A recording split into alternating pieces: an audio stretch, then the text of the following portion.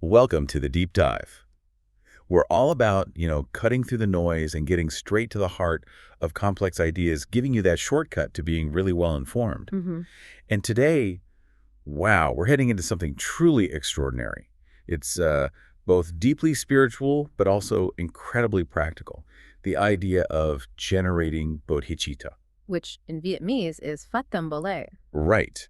And it's this foundational principle that honestly offers some really surprising insights, things about leadership, personal growth, even how we think about the purpose of our work. Yeah, and it's crucial to say this isn't just some abstract philosophy chat. No, definitely not. The source material for this deep dive is, well, it's quite special. It's a lecture from the Australian Buddhist Practice Association. Okay. And it's an exposition by the Venerable Master Bennie, who's, deeply revered. His wisdom really connects across different cultures. And it was translated. Yes. Expertly translated into Vietnamese by Venerable Chơn Ngộ. So what we have is this unique opportunity, really, to explore this ancient wisdom, but through a lens that feels, well, incredibly relevant today. It sort of bridges these millennia of insight right to, our everyday lives, our challenges, our goals. That's fantastic. So, yeah, our mission today really is to dig into this idea, generating bodhicitta. And we're going to unpack it using these two really core analogies that Master Bennie talks about, drawing directly from the sutra. The father and the mother. Exactly. The roles of a benevolent father and a benevolent mother. We'll really get into the core teachings, looking at Master Bennie's main points. And like you said, before we discuss each analogy, we'll actually look at the sutra text itself first. Good plan. And as we go, we're not just looking for spiritual guidance, so that's certainly there. We want to pull out those practical, actionable lessons, things you can apply to leadership, self-improvement, just understanding people better, maybe even rethinking why we work. Definitely. Prepare to maybe challenge some of your own ideas about teaching, discipline, nurturing. It gets quite deep. Okay, let's get started then. We should begin with that first piece of sutra text, the one that really sets up the father's role in generating bodhicitta. Right. It says, "One who generates bodhicitta is like a benevolent father, training and teaching all bodhisattvas." Straight away, that phrase, training and teaching, it implies this active guidance, doesn't it? Discipline, shaping. Yeah, it positions the bodhisattva not just as someone compassionate, but as an active guide, a shaper. And Master Bennie jumps right on this. He points out a really fundamental challenge for anyone trying to teach or guide anything. Which is? Well, basically, people don't just easily accept being taught, Think about it. If you scold someone, what's the immediate reaction? Usually negative. Defensive, maybe? Exactly. Displeasure, defensiveness. If your whole approach is just yelling or constant reprimanding, how long is anyone really going to listen, let alone actually learn anything? Right. It pushes people away. So it's not just about having the knowledge. It's about the skill, almost an art of instruction that goes beyond just, forcing it on someone. How do you make someone want to learn? That's the real question he seems to be posing. That is a deep question. Because, yeah, brute force, sheer authority, it doesn't really work for genuine guidance, does it? No. And that brings us to this term, eledusu. It's used for the Buddha. How's that translated usually? Often as regulator or tamer. And Master Bennie points out, people sometimes translate it as trainer of beasts. Trainer of beasts? That sounds a bit harsh. Well, he says it's actually surprisingly accurate, maybe even more insightful than it sounds at first. It makes you think about the incredible skill needed to tame or regulate beings, whether we're talking animals or humans. Okay, I see. Like training an ox for plowing or a horse for riding? Precisely. A well-trained animal becomes obedient, right? Correct. And once it's obedient, it can fulfill its purpose. He's saying that even with basic life forms, purposeful development relies on skilled guidance. It's a powerful analogy when you think about it like that, especially for spiritual development, which can feel so unruly sometimes. Absolutely. Think about a wild calf, like he says. Try putting a yoke on it straight away. It's going to resist, struggle, maybe hurt itself or you. Yeah. Sentient beings, us humans included, can be just as stubborn or, unruly in our own ways when we start out. Master Bennie gives this really vivid example. A dog guarding its food, fiercely, snapping, biting anyone who comes near. We've all seen that. Right. And a skilled trainer, they don't just immediately try to force the dog to give up its food, to stop being greedy. No, that wouldn't work. No. First, you have to coax it. You accommodate that initial nature. Maybe you even let it be greedy for a bit. If you push too hard too fast, you just build resistance. You fail. So the wisdom is meet beings where they are. Yeah. Understand their current state before guiding. Exactly. It's fundamental. You have to start from where they actually are, not where you wish they were. Okay, but here's where it gets really interesting for me. Because Master Bennie stresses that initial gentleness, that accommodation.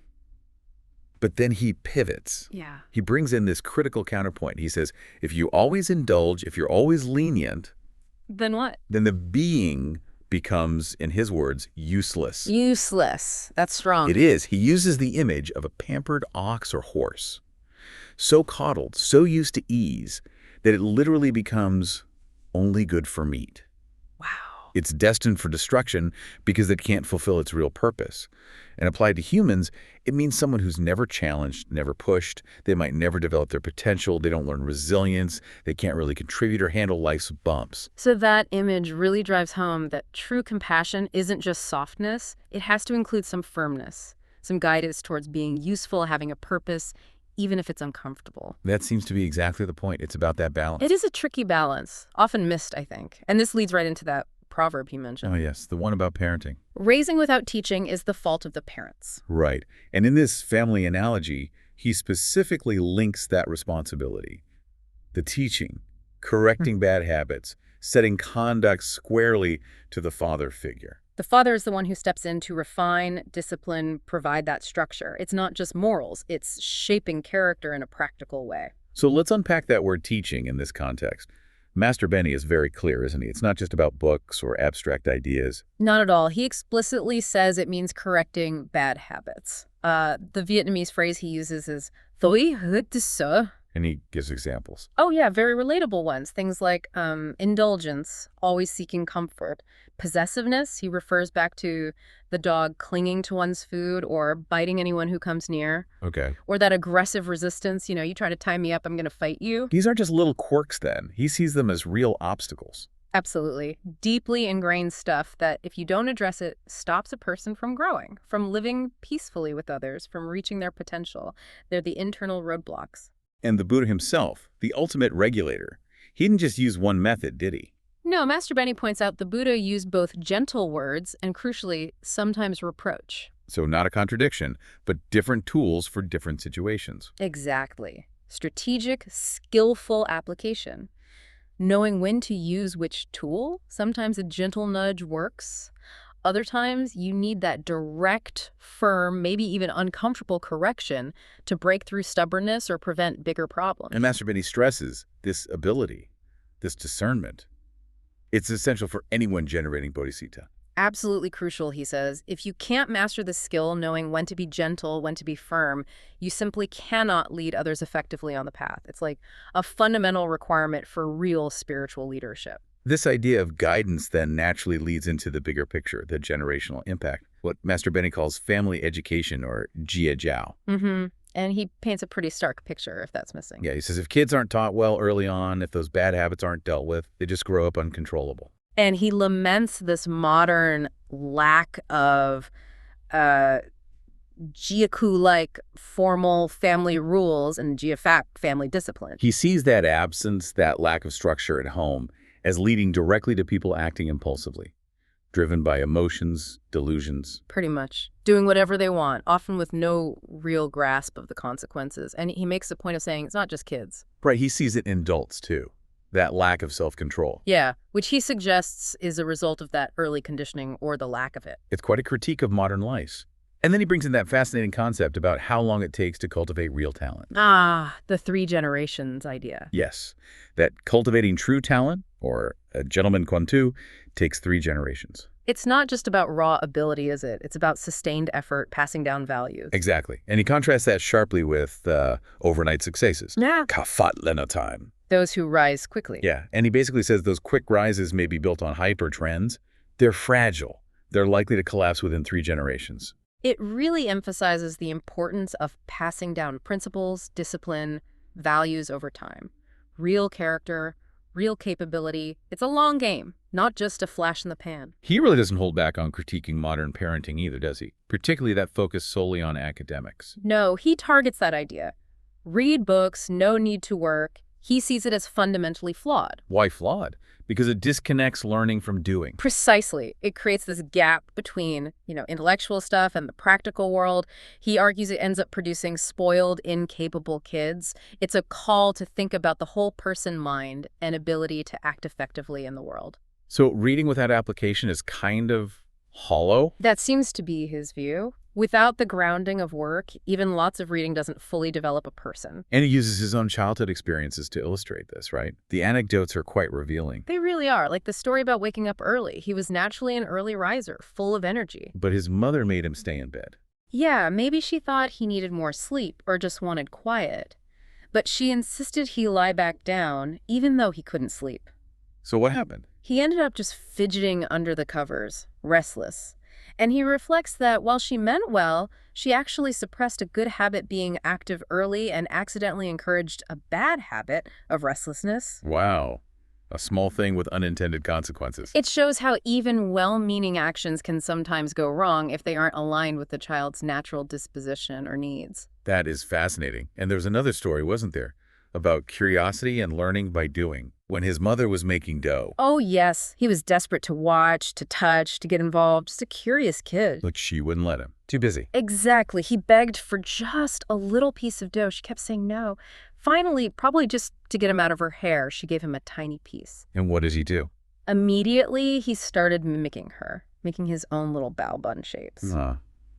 Shows the instinct to learn by doing. Right. And Master Bennie acknowledges, look, his mother was working hard, she was busy, his interference was inconvenient, practical life gets in the way sometimes. Sure. But his point is crucial. Stifling that natural curiosity, preventing that hands-on engagement, it can repress many things. Not just skills, but maybe creativity, exploration, problem-solving.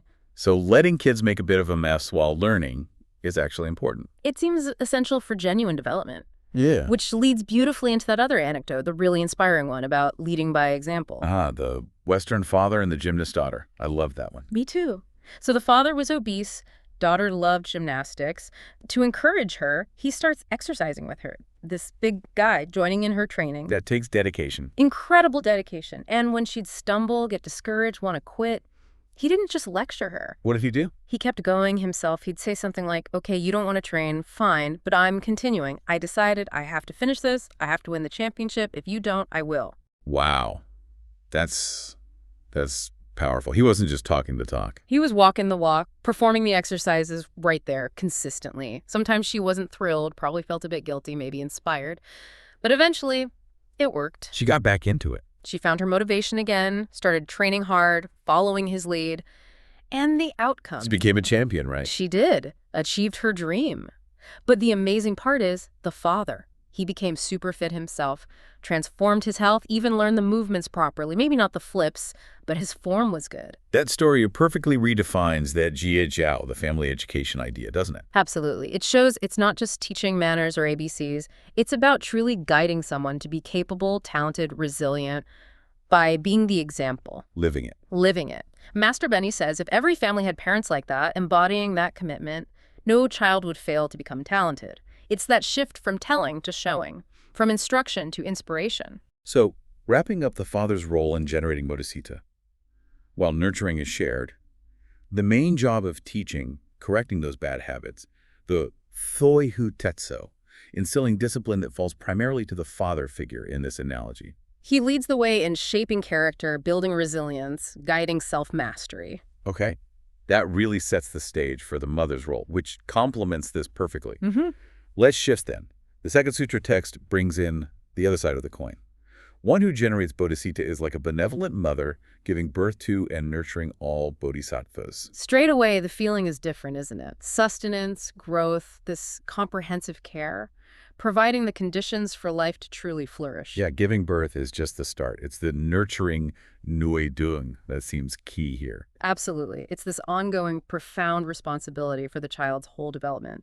And Master Bennie makes a really critical point right at the start about the mother herself. Her own health. Yes, but not just physical health, like not passing on a cold. He means her spiritual health, being free from those 5 toxins. Greed, anger, delusion, arrogance, and doubt. Exactly. He argues, If the mother, the source of the nurturing, carries these spiritual toxins, then her milk, her influence, her very presence will also be toxic. That's a powerful image. So the child can't be truly healthy if the source isn't pure. That's the implication. The nurturing itself becomes tainted, potentially harmful. It's a strong call for self-purification as the foundation for really caring for others. It really emphasizes the source's purity.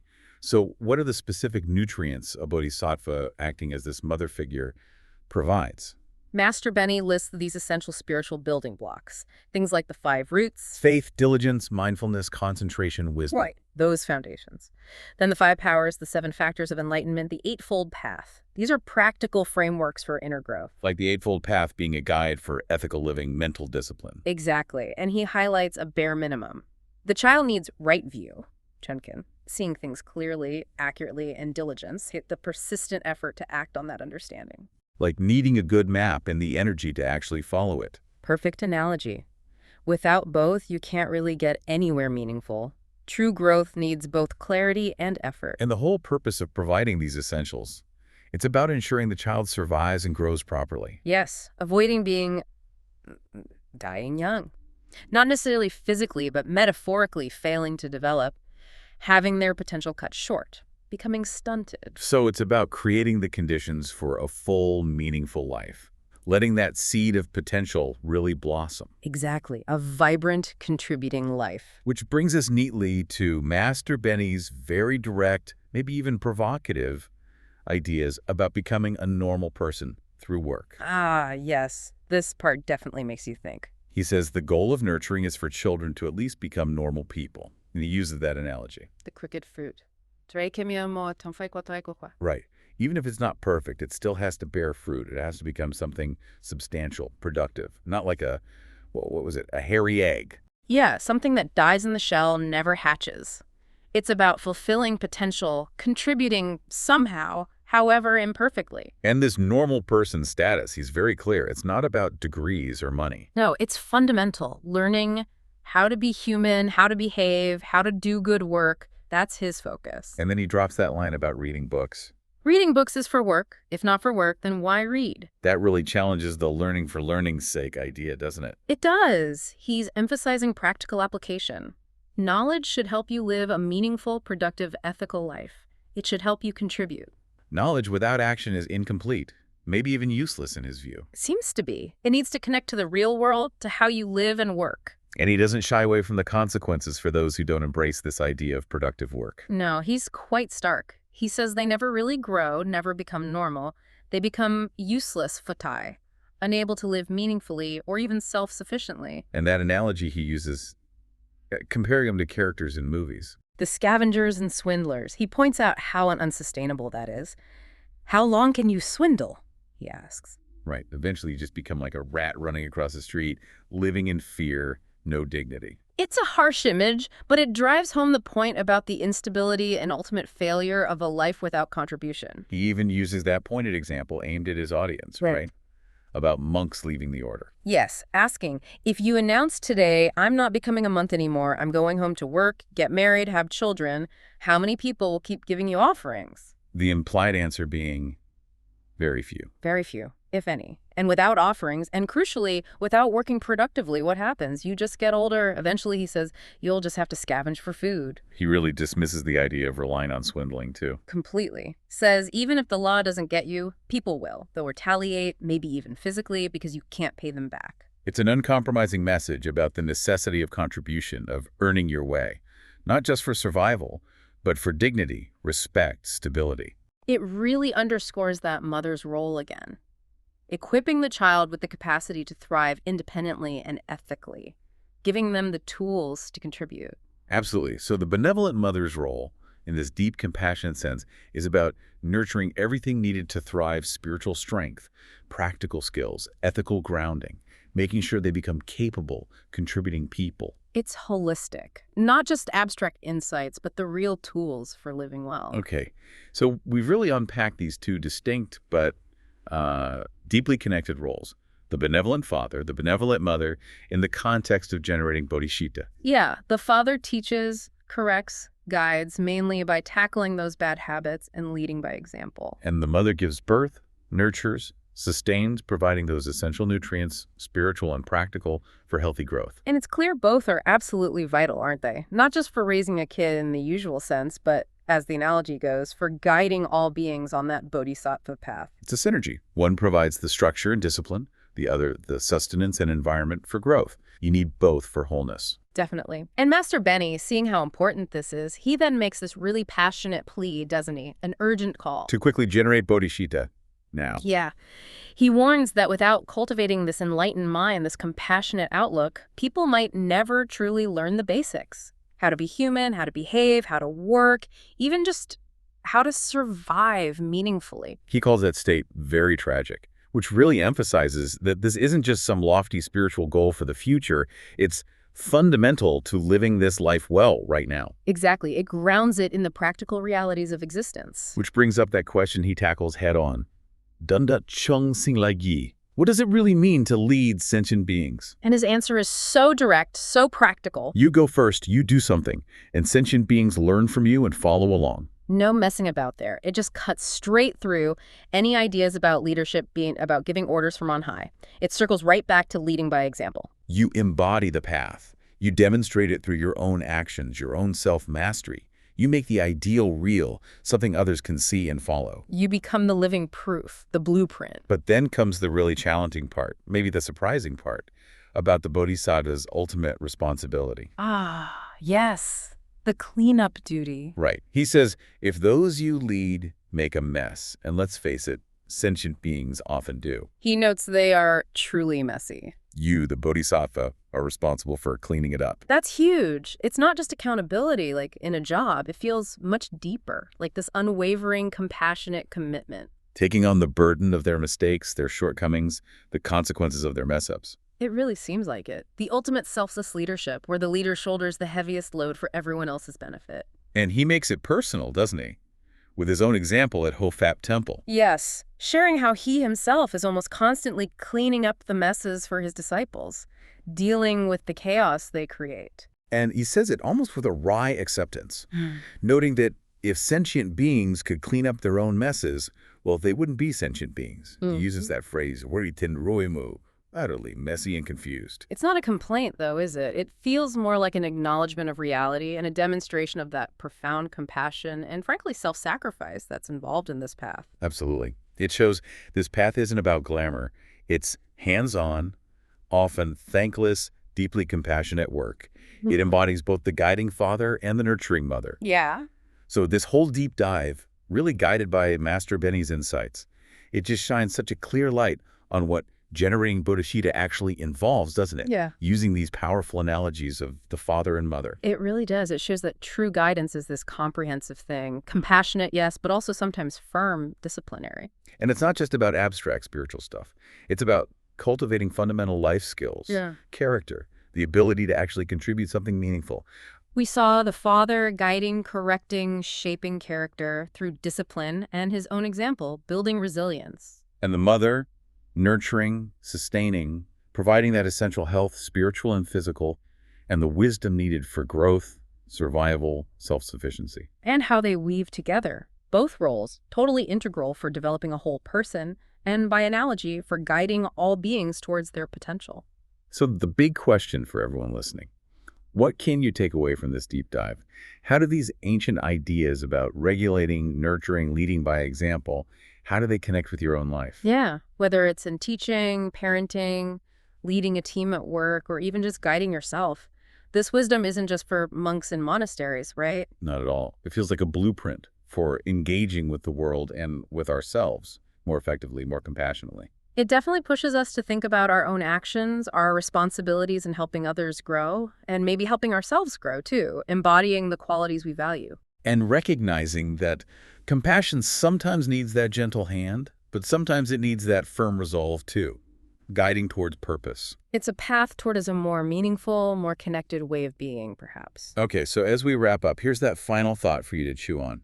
Considering both sides, the father who corrects and guides, and the mother who nurtures and sustains where, in your own life, or maybe in your interactions with others, could you benefit most from bringing in more of this holistic approach, this balance of guidance and growth? That's a great question to sit with. And before we finish, we really must express our deep gratitude.